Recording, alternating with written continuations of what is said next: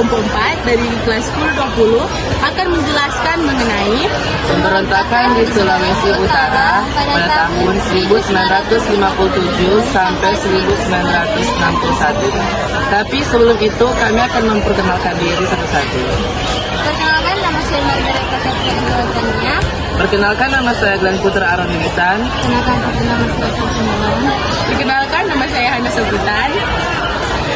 Latar belakang pemberontakan di Sulawesi Utara pada periode 1957 sampai 1961 berkaitan dengan beberapa faktor yang mendasari ketidakpuasan di kalangan masyarakat dan tokoh-tokoh tertentu. Berikut adalah beberapa aspek utama. Yang pertama, ketidakpuasan terhadap pemerintah pusat. Ada perasaan bahwa pemerintah pusat yang berbasis Jakarta tidak cukup memperhatikan dan memenuhi kebutuhan serta kepentingan daerah-daerah di luar Jawa, termasuk di Sulawesi Utara. Kebijakan dan keputusan yang diambil seringkali dianggap merugikan daerah. Yang kedua, masalah sosial dan ekonomi. Ada ketidakpuasan dengan ketimpangan ekonomi dan pengembangan infrastruktur di daerah tersebut.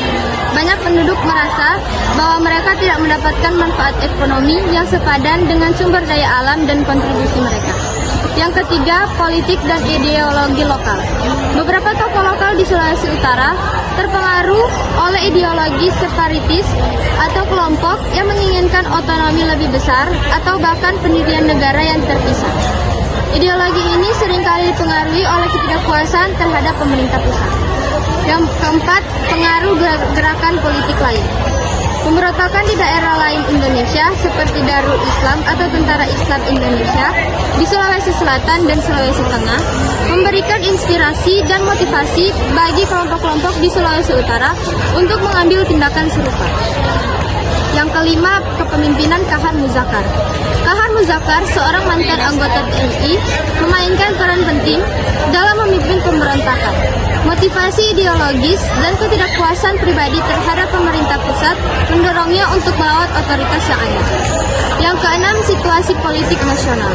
Indonesia pada periode ini mengalami ketidakstabilan politik dengan persaingan antara berbagai kelompok politik dan militer.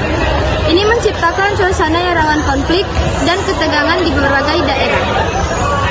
Faktor-faktor ini bersatu untuk menciptakan kondisi yang memicu pemberontakan di Sulawesi Utara, di mana ketidakpuasan terhadap pemerintah pusat dan isu-isu lokal menjadi katalis bagi ketegangan yang lebih besar. Tujuan pemberontakan di Sulawesi Utara antara tahun 1958 hingga 1961 seringkali dikaitkan dengan pemerintahan revolusioner Republik Indonesia yang juga melibatkan daerah-daerah lain di Indonesia. Tujuan utama dari pemberontakan ini dapat dijelaskan sebagai berikut. Yang pertama, desentralisasi dan otonomi daerah. Para pemberontak merasa bahwa pemerintah pusat terlalu dominan dan tidak memberikan perhatian cukup terhadap kebutuhan dan kepentingan daerah. Mereka menuntut adanya desentralisasi kekuasaan dan otonomi yang lebih besar bagi daerah agar bisa mengelola urusan lokal secara lebih efektif dan adil. Yang kedua, perbaikan ekonomi dan sosial. Terdapat ketidakpuasan terhadap pemerataan pembangunan dan kondisi ekonomi yang dirasakan tidak adil. Pemberontakan ini dimotivasi oleh keinginan untuk memperbaiki kondisi ekonomi dan sosial yang dianggap merugikan daerah-daerah tertentu, serta untuk menanggulangi kemiskinan dan kesenjangan sosial. Yang ketiga, penegakan keadilan politik. Para pemberontak merasa bahwa sistem politik yang ada pada saat itu tidak memberikan keadilan dan transparansi yang memadai. Mereka menuntut reformasi dalam sistem pemerintahan untuk memastikan bahwa ada pemerintahan yang lebih representatif dan bertanggung jawab. Yang keempat, penggantian kepemimpinan nasional. Beberapa elemen dalam pemberontakan ini juga memiliki tujuan untuk menggantikan kepemimpinan nasional yang mereka anggap tidak efektif. Mereka berusaha untuk memformulasikan pemerintahan baru yang dianggap lebih mampu memenuhi aspirasi rakyat dan menyelesaikan masalah-masalah yang ada. Yang kelima, respon terhadap pembangunan yang tidak merata.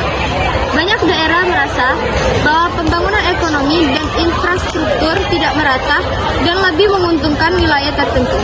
Pemberontakan merupakan bentuk protes terhadap ketimpangan dalam distribusi sumber daya dan pembangunan. Program di Sulawesi Utara di seluruh selama program pemerintah 7 mata tersebut beberapa lokasi kondisi bunda penting yang menjadi fokus melawan terhadap pemerintah. Indonesia berikut adalah penjelasan mengenai letakkan di sini. Satu, Manado sebagai ibu kota Sulawesi Utara. Manado adalah pusat menyambut utama bagi letakkan di sini. Pemimpin letakkan sebagai kolonial ibu keluarga dan kelompok nasional aktivitas mereka. Manado menjadi lokasi pertemuan pengalaman itu dan melalui kebutuhan dilakukan dalam pemerintah itu penting beragam usaha untuk konflik dan sedang menyebutkan berani kepada pusat izin dan lengkap di dekat Manado. Laga satu titik ini mungkin dalam peletakan pendana menjadi lebih berapa sentuhan penting dan juga beberapa tempat di mana pemerintah mendukung atau peneliti bekas memiliki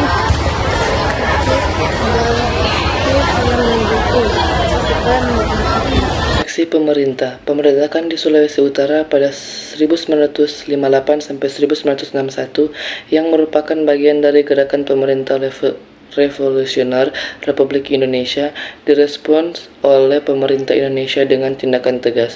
Berikut adalah beberapa langkah reaksi pemerintah terhadap pemberontakan ini. Operasi militer. Pemerintah melancarkan operasi militer besar-besaran untuk menumpus pemberontakan. Tindakan ini melibatkan pengarahan pasukan dan penggunaan kekuatan senjata dan mengatasi para pemberontak. Penangkapan dan pengadilan. Tokoh-tokoh yang terlibat dalam pemberontakan ditangkap, banyak dari mereka diadili dan dikenakan hukuman penjara atau hukuman mati, tergantung pada peran dan keterlibatan mereka dalam pemberontakan. Kebijakan politik dan administratif. Pemerintah juga melakukan penataan ulang dan perbaikan administrasi di daerah-daerah yang terkena dampak pemberontakan untuk mencegah munculnya kembali gerakan separatis di masa depan. Diplomasi dan propaganda. Pemerintah menggunakan media dan saluran diplomasi untuk menyampaikan posisi dan tindakan mereka, serta untuk mengeradakan dukungan terhadap pemberontakan baik di dalam negeri maupun di luar negeri. Tindakan pemerintah ini mencerminkan sikap keras dan determinasi untuk menjaga keutuhan negara dan meredam potensi ancaman terhadap stabilitas politik Indonesia pada masa itu. Akhir pemberontakan. Akhir pemberontakan ini terjadi pada tahun 1961 ketika pemerintah pusat berhasil meredam perlawanan dan mengembalikan kendali atas wilayah tersebut.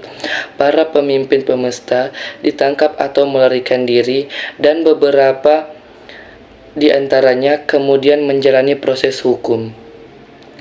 Penumpasan Permesta menandai berakhirnya salah satu tantangan besar lagi pemerintah Indonesia di masa awal kemerdekaannya dan menandai pemulihan stabilitas politik di dalam kawasan tersebut.